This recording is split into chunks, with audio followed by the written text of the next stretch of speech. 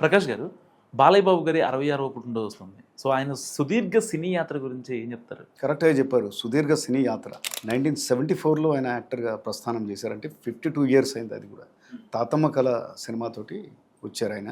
దాని తర్వాత 15 ఇయర్స్కే అన్నదమ్ముల అనుబంధం అనే పిక్చర్లో ఆయన ఒక థర్డ్ హీరోలాగా ఎన్టీఆర్ మురళీమోహన్తో పాటు చేశారు ఆయన.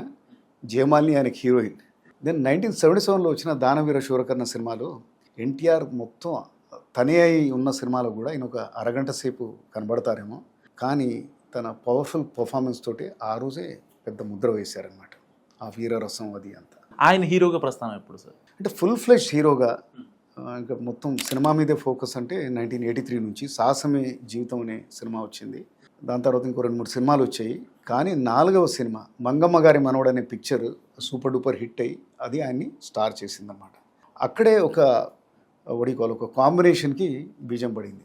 భార్గవ్ ఆర్ట్స్ అనేసి ఎస్ గోపాల్ రెడ్డి, బాలయ్య బాబు, కోడి రామకృష్ణ వీళ్ళ కాంబినేషన్లో ఎన్నో సూపర్ హిట్స్ వచ్చాయి. ముద్దుల కృష్ణయ్య, మువ్వ గోపాలుడు, ముద్దుల మామయ్య, ఇట్లా ఎన్నో పిక్చర్స్ వచ్చాయి. ఇక అక్కడ నుంచి మాస్ హీరో అవతారం ఎత్తాడు. ఇంత మాస్ యాత్రలో కూడా మధ్యలో క్లాస్ సినిమాలు చేశారు. ఒక 2 పిక్చర్స్ అయితే సర్ప్రైజింగ్గా అసలు ఫైట్స్ కూడా ఉండవు. సీతారామ కళ్యాణం అని మ్యూజికల్ హిట్, రాళ్ళల్లో ఇసకల్లో అని ఆ సాంగ్ ఇప్పటికీ చాలా పాపులర్ ఉంటుంది.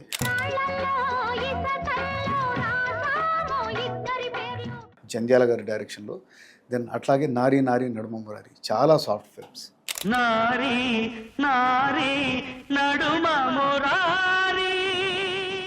దెన్ అలాగే ఈయన కొన్ని స్పెషాలిటీస్ ఉంటాయి. ఫేమస్ సంగీతం శ్రీనివాసరావు గారు బ్యాక్ టు బ్యాక్ ఈయనతోటి 3 సినిమాలు చేశారు. ఇంకే హీరోతో చేయలేదు. అవి డిఫరెంట్ ఫిల్మ్స్ అనమాట. ఆదిత్య 369, భైరవ ద్వీపం, దెన్ శ్రీకృష్ణ అర్జున విజయం.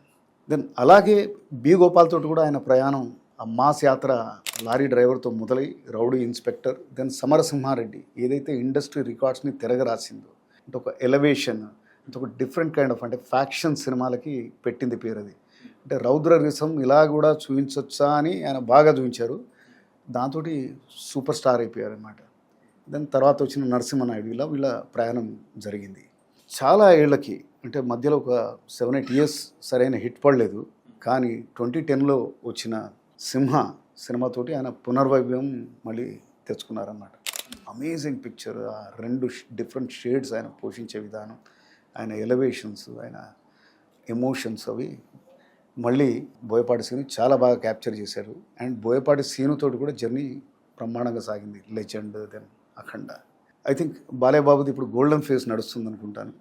అఖండ, దెన్ వీరసింహారెడ్డి, భగవంత్ కేసరి, డాకు మహారాజ్, ఇట్లా అసలు అప్రతిహితంగా జరుగుతుంది ఆయన జర్నీ. అండ్ మధ్యలో అన్స్టాపబుల్ తోటి ఆయన పెద్ద ఆ ప్రోగ్రామ్ తోటి పెద్ద బ్రాండ్ అంబాసిడర్ అయ్యారు. ఎన్నో మంచి ఇంటర్వ్యూస్ అవి చేశారు. అండ్ ఆయనకి ఇప్పుడు లైనప్ ఉన్న ఫిల్మ్స్ చూస్తే ఇంకా అయినా 66 కాదు 26 ఏమో అనిపిస్తుంది. Happy birthday to Balayya and best wishes to his fans.